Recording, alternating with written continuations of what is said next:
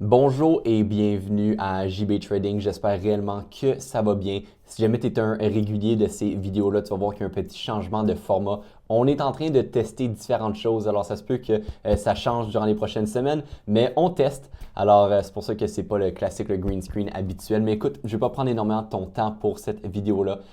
Durant donc cette courte vidéo YouTube, je voulais simplement te partager mon plan ici sur le prix du Bitcoin et pourquoi je m'attends à ce que le prix chute pour aller atteindre en dessous de 60 000 si ce n'est pas dans les prochaines journées, dans les prochaines semaines. Alors, je vais y aller étape par étape. Je vais te partager qu'est-ce qui se passe également localement, comment est-ce qu'on peut prendre avantage de différents niveaux locaux et ensuite comment est-ce que je vais trader si jamais le prix a la chute que je pense qu'il va se passer. Si jamais le prix atteint 60 000, je vais pouvoir t'expliquer exactement comment est-ce que je vais trader le tout. Alors, si le trading t'intéresse et tu veux en apprendre davantage, je pense que ça va être une vidéo très importante pour toi. Donc, je t'invite sérieusement à l'écouter et la regarder très attentivement du début jusqu'à la fin.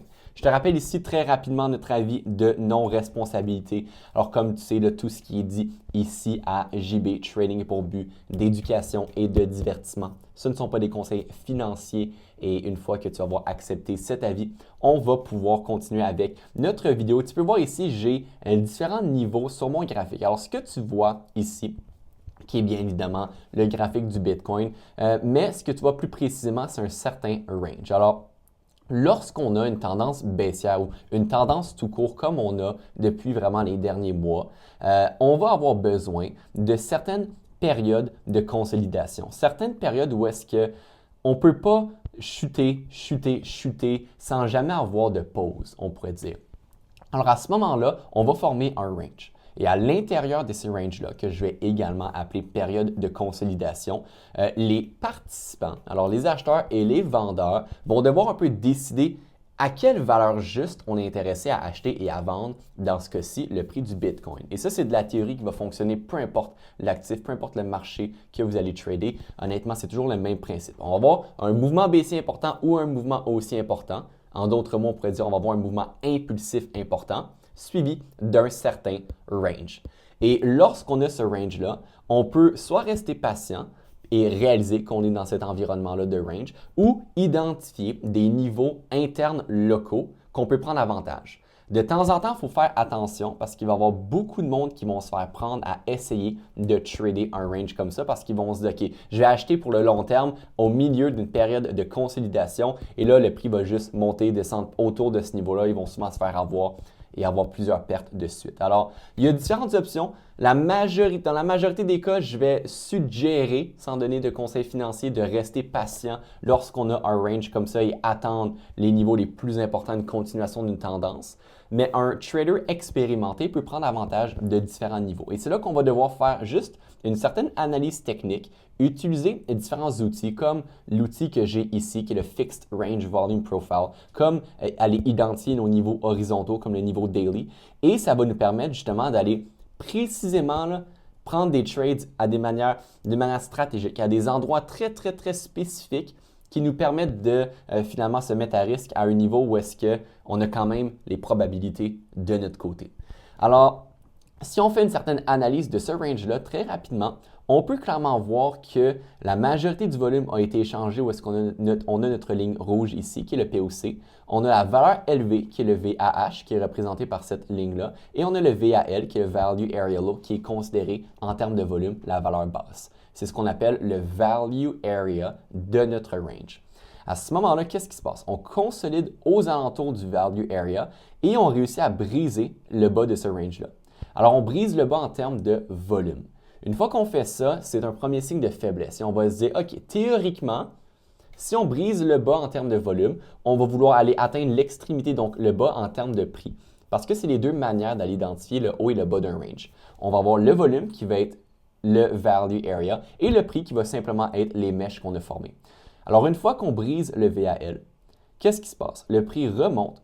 On vient retester, on parle ici là, au dollar près notre niveau. Alors, extrêmement, extrêmement technique. Où est-ce que finalement on le brise? Un niveau important de support brisé va devenir un niveau important de résistance. On vient le retester au dollar près pour ensuite refaire notre chemin vers le bas. Alors, à ce moment-là, selon mon analyse, une fois qu'on quitte le VAL, la prochaine cible théorique va être le bas ici. Et c'est pour ça que, overall, je pense, et ce n'est pas la seule raison, qu'il y a de hautes probabilités qu'on soit capable de pousser un peu plus bas. Mais on va quand même vouloir faire encore plus d'analyse, pousser l'analyse un peu plus loin et se demander, est-ce qu'on a des niveaux en chemin qui vont nous intéresser? Est-ce qu'il y a des niveaux qu'on pourrait aller tester qui pourraient nous permettre d'avoir un certain mouvement haussier avant d'aller atteindre notre cible la plus importante? Et on en avait un qui était le niveau daily que j'ai ici sur mon graphique. Alors 62 773, qui est un niveau qu'on va aller identifier en combinant l'ouverture et la fermeture de 2 bougies consécutives daily, finalement quotidienne. Et si on a un certain pattern qui se crée au niveau quotidien, on va créer ce niveau daily-là. En général, et on a un exemple ici, ce genre de niveaux-là, disons, qui sont très, très bien respectés. Alors là, le prix vient tester le niveau. On vient le tester une première fois, deuxième fois, recherche de liquidité locale, on reprend acceptation, donc un autre setup technique pour pouvoir en prendre avantage. Et c'est là que, je me répète, mais on peut avoir comme cible beaucoup plus bas, comme par exemple en dessous de 60 000, mais quand même prendre avantage de ce genre de réaction-là à des niveaux spécifiques, avec des raisons d'entrée spécifiques, en utilisant par exemple également notre flux d'ordre qui va ressembler à ça, voir qu'est-ce qui se passe à l'intérieur de chaque bougie, comprendre qu'est-ce que les institutions font, qu'est-ce qui se passe avec le volume. Et là, selon cette analyse-là, on peut décider de se mettre à risque. Mais il ne faut jamais oublier le contexte. C'est ça la plus grande erreur que beaucoup de traders vont faire, c'est qu'ils vont par exemple prendre un trade long ici, mais ils vont oublier qu'on est overall dans une tendance baissière extrêmement forte. Ils vont oublier overall qu'on n'a eu aucun signe de force. Ils vont oublier que le flux d'ordre, donc sur un graphique footprint par exemple en ce moment, en général, est extrêmement bearish. Et là, ils vont acheter à un niveau précis ici par exemple, et au lieu de protéger le trade, réaliser un certain pourcentage de profit et se payer, ils vont rien faire, laisser leur invalidation assez large et là, finalement, une fois que le prix redescend, et bien évidemment, si le prix redescend, ils vont se faire sortir pour une perte.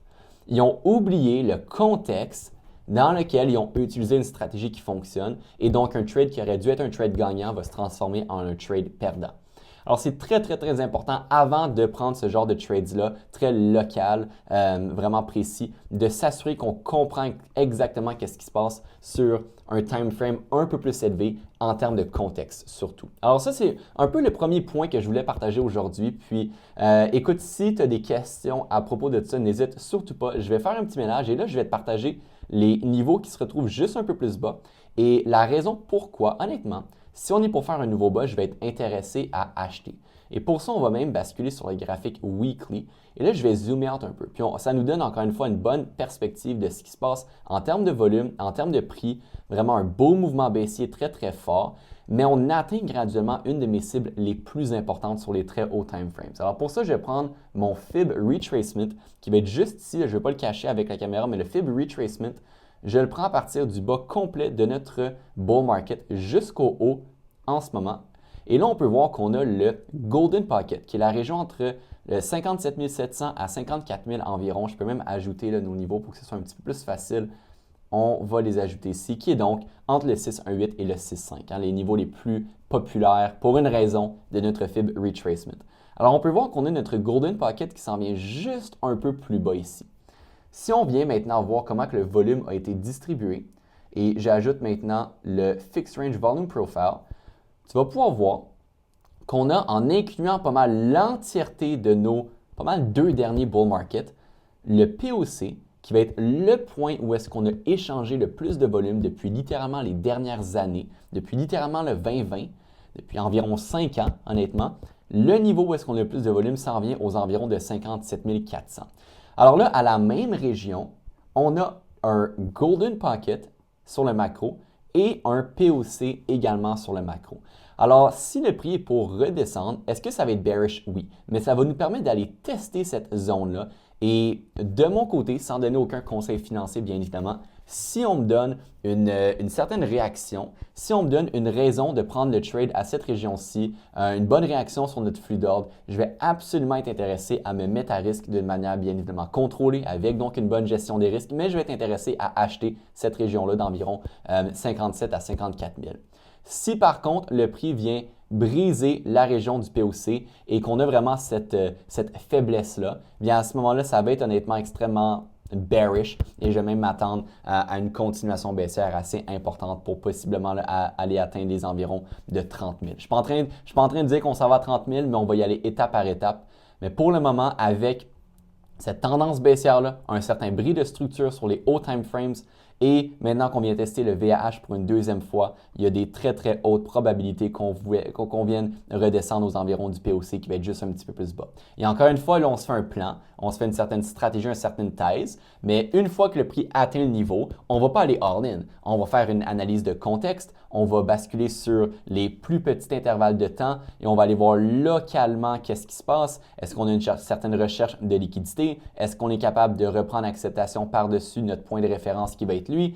Je me répète, mais qu'est-ce qui se passe sur notre flux d'ordre? Quels sont les achats? Quelles sont les ventes? Et là, une fois qu'on va avoir vraiment établi cette analyse de contexte complet, une fois qu'on va avoir la compréhension du marché, là, on va pouvoir appliquer notre stratégie, prendre un trade et avec une bonne gestion des risques, soit on le perd, soit on le gagne. Mais on va savoir qu'on a des plus hautes probabilités de gagner le trade et si on le gagne, on va gagner beaucoup plus que si on l'avait perdu. Et on répète, on répète, on répète. Pour le moment, alors qu'on est interne à notre range, chaque trade que je vais prendre va être un trade vraiment à court terme, un scalp ou un day trade. Pour ce qui est des prochaines bonnes opportunités de swing trades, un peu plus sur les hauts time frames. À ce moment-là, je vais vouloir voir un nouveau bas, aller rechercher la liquidité locale de ce bas-ci en dessous de 60 000, aller tester les environs du Golden Pocket. Et si on réussit à squeezer un peu plus haut, et je vais regarder pour les environs honnêtement de 72 à 73 000 pour la prochaine autre bonne opportunité de swing trade short. Alors pour le moment, c'est un petit peu mon plan sur le prix du Bitcoin. Je ne vais pas rentrer dans tous les détails vraiment localement. Je vais garder ça un petit peu plus pour les membres de l'Académie JB Trading qui veulent vraiment passer au prochain niveau avec nous. Si jamais ça t'intéresse justement là et tu veux avoir plus d'infos, je t'invite à cliquer juste en dessous. Ça va te permettre de visionner une courte vidéo, avoir plus d'infos et discuter ensuite directement avec moi ou avec un membre de mon équipe. Et puis sinon, écoute, si tu as des questions, n'hésite surtout pas. Je t'invite à les laisser encore une fois dans les commentaires. Et je pense que je vais terminer la vidéo avec ça. Je n'avais pas énormément de temps aujourd'hui, mais je voulais quand même te partager cette courte mise à jour sur Bitcoin. Alors sur ça, je te souhaite une excellente fin de journée. Je te souhaite un excellent trading. Au revoir.